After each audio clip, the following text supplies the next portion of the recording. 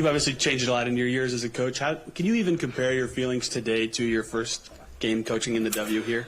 I remember just being so excited, a little nervous. My first game here, and I was young, so just taking over after a legend, certainly with Lynn. The expectations that we had, certainly. I was very, very nervous. We did not start that year very well. Certainly remember that as well.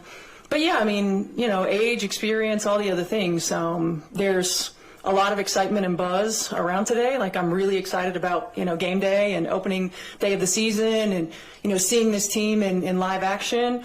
But I also have a different perspective in that I understand, that this is game one of 44, that it's going to be a process, that we have to keep the main thing, and we got to focus on one possession at a time. Yeah, Dewana is, I think, 8 points away from moving to third on the all-time scoring list. Just what does that say to her longevity and just her high-level play for 15 years? You guys, I felt like every game last year we were saying Dewana Bonner moves into 12th, Dewana Bonner moves into 11th, Dewana Bonner moves into top 5. It's really incredible, and not just her longevity, but her efficiency. And how good she's been her entire career. And she gets lost in the shuffle, right? She's played with a lot of great players. She's played with Diana. She played with BG. She played with AT. Now she's playing with Caitlin. And the consistent piece has been Dewana Bonner, and she's quietly just gone about her business. We tell her all the time, like, you deserve the limelight. Right? Like, you deserve the recognition. She doesn't love it. It's not really her personality, but what she's been able to do and accomplish in this league, the way she's been able to go about doing it, to make herself available every year, nearly every game. That's hard to do, and she deserves a lot of credit for what she's been able to accomplish, for how she's been able to do it, and she's a Hall of Famer. Steph, what was going through your mind as you pull in today and you see this city light up and all the new decorations for your team in Game 1 here today? Just how thankful and grateful I am to be here in this moment. I was texting with Kelly and Lynn and Amber last night, and just thinking about the Trailblazers, right? Thinking about the Duns and Kelly starting with the league from day one, and all the players who put our league in position to launch and then to be successful, and then to hear that there were people lined up for the team store at 9:30 in the morning, and to see all the folks that were out and about early today in fever jerseys. And it's just I'm really grateful for this moment, really excited about our opportunity, and then you get down in the tunnel and you get in the locker room and you get in the office, and then it's about business. So it's really managing the fact that I am thankful and grateful and excited with the fact that we have a job to do. Steph, most players have to go overseas. Hello. How are you? Fabulous. Good to see you. Good to see you too. How much of an advantage is it for Caitlin that she was able to pretty much stay off her feet this off season? Obviously, she was in the weight room, but she didn't have to go to Afghanistan to play basketball. Yeah, I mean, it's huge for her. Number one, because she needed the rest, physically, mentally, and emotionally. The hardest thing for a rookie is to go through a college season, and a long college season if you make a deep run, as they did, and then straight into the WNBA. And so it's hard. So I'm thankful for her, and it was really good for her to be able to just get a break, to be able to breathe, to be able to certainly address some things in the weight room and on the court, but to step away mentally. I think it was really good. Now, there are some challenges with that, in that when you haven't played basketball for 6 or 7 months, even if you're playing pickup, timing, rhythm is different. It takes some time to get into that. We've seen that throughout the course of, my 25, 26 years in the WNBA, where it takes players a little bit of time to get back into that game rhythm. But I think it benefited her tremendously. You played at Seeger High School, obviously, Indiana Ties. Do you know where that is? I do, because I used to cover high school sports here. Yeah, so I'm always around. But going from that to here, how much has the game changed or stayed the same? And also, how has Caitlin kind of, I guess, raised just the awareness around the game from all levels of the sport across the state? The game's changed a lot. It's faster. Players are better than they've ever been. They're more athletic than they've ever been. The game is obviously in good hands with these young players who they've known nothing but the WNBA and professional sports. So the game is different. The players are different. But the passion and competitive spirit is what it's about, right? Like being elite at what you do, putting yourself in position to be the best that you can be as an individual and collectively as a team. So, for me obviously, I say it all the time. I mean, to be able to grow up in Indiana, play high school ball and college ball and professional basketball and coach professional basketball here in my home state, like, I don't take it for granted. We love basketball. Like, it's the epicenter. And then you add, a player like Caitlin who comes in, and really I feel like a year ago was truly the first time that the college fan base transitioned to the WNBA and following their favorite players. Now, some did, but as a whole, college fans became WNBA fans, and we've been waiting for that to happen. There had been a disconnect of some sorts once they go away.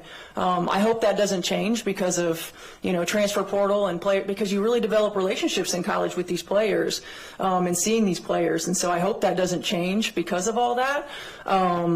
But again, the tidal wave of generational talent, of new fans coming into the WNBA, and then you see those passionate little boys and little girls who are coming to games who weren't coming to games before. And I see the ones now who are adults who came when I was playing that are now bringing their kids, and that's what it's all about. I mean, the reality is we all want to win. But for us, growing new fan bases, celebrating with lifelong fans, integrating young fans, that's really what it's about. Hey, Coach, I guess just to follow up on that really quickly, do you have a theory of why the college fan bases didn't traditionally carry to the pros? I have no idea. Yeah. No. I'm not even trying to speculate. Yep. And then basketball question. What are you expecting from the Sky defensively? Well, I mean, they've got a lot of great pieces, a talented roster. You know, Tyler's done a really good job already. You know, I expect them to be aggressive, to be in our passing lanes, to make things difficult, to be disruptive. You know, they're not going to just come out and allow us to move the ball in the way that we want to. Obviously, they have great size, so funneling us into that size and the decisions that we make once we get there is going to be really important for us. You know, and obviously, not just defensively, but what he's doing on the offensive end with their team, playing faster, shooting a lot of threes. You know, their bigs are moving around the floor a lot. You know, it's going to be a challenge for us. You know, they're a really good team, and they're playing great basketball, and they've got a lot of new pieces, and I think Tyler's using them really well.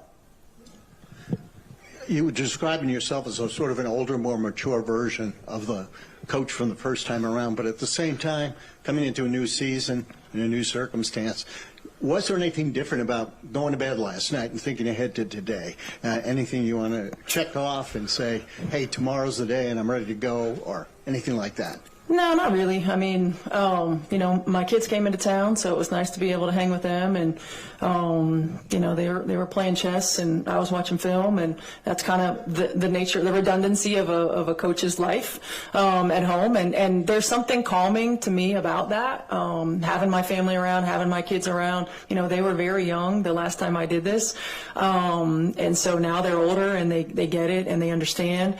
So there's something very calming about that for me. I was very excited, you know, in practice yesterday. It was like a shoot around for us because we didn't have one this morning, but just like, hey, it's finally game day. Just like players. I mean, coaches, like, we love practice, but we've had 2 weeks of practice. We're ready to play.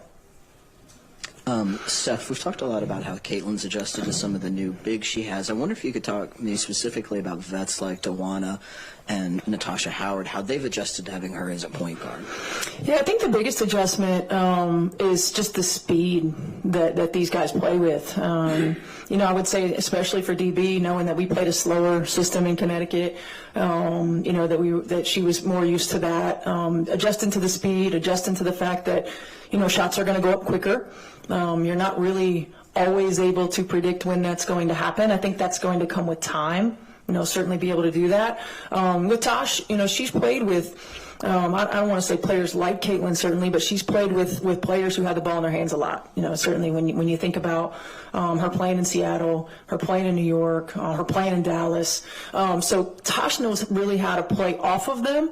Tosh is sneaky in her ways of, like, recognizing drags in transition and not trying to get out of the way, but sort of using that to our advantage. You know, she's finding her ability to get to the rim and knowing that she's going to be found. She's finding her ability to get out in transition and get rim runs and knowing that she's going to get opportunities. So when you play with a player like Caitlin, you got to be ready on both ends, right? She can take the shot, and she can find you when you're not ready for it. So I think those are the biggest adjustments for those guys. But they've all played with great players. Now they're just a lot older and they're a lot younger.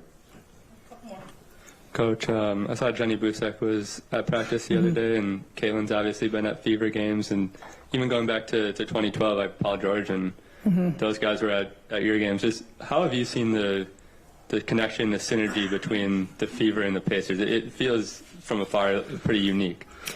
Yeah, I mean, it certainly is. You know, I think back to those days, you know, in the 2012 time frame, and, you know, throughout the course, I know it's been difficult over the course of the last, I don't know how many years, because the Fever have been in and out of the building. That makes it tough. But there is synergy. I mean, Indianapolis is a small town feel, right? It's a small town vibe. It's, you know, they say it's small market, but small market means better relationships oftentimes, right? And the synergy between the two is there, and certainly we respect everything that the Pacers are doing and are excited about, you know, these opportunities. I think it's unique when you look at having a point guard like Tyrese and having a point guard like Caitlin in the state of Indiana, the state that loves basketball, the passion that they play with. You know, it really epitomizes the pride of basketball in Indiana. You know, Jenny and I have been friends for a long time. We played against each other in the WNBA. She grew up in Nashville. You know, her mom lived near where I lived when I first moved down there. So it's also awesome to be able to bounce things off of Jim Boylan, who was here when I was here before, and Rick, to be able to bounce things back and forth off of those guys, because I feel like we're similar styles of play, and that the fans really embrace that. How do you go about preparing for game one compared to other games? Do you focus more on yourself? Do you watch their preseason games? Or you watch an Aces tape to see some of the stuff, you know, Tyler was working with them? Like, how do you, Yeah, I think we have a little bit more time for game one, so we get to use, like, you know, 2 or 3 days instead of, you know, a day in between.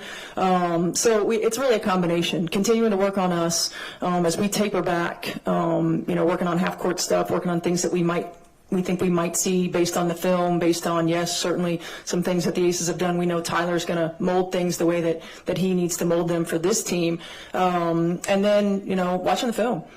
You know, what are they doing offensively? What are they doing defensively? What would we do if we were in that position, trying to anticipate a little bit more and get a lot of shots up? We haven't had a lot of opportunity to practice in the arena, so being able to get a lot of shots up, the depth perception is different. I think we noticed that in our preseason game, so being able to get out there and get comfortable in the arena too. Thank you. Thank you. Did you say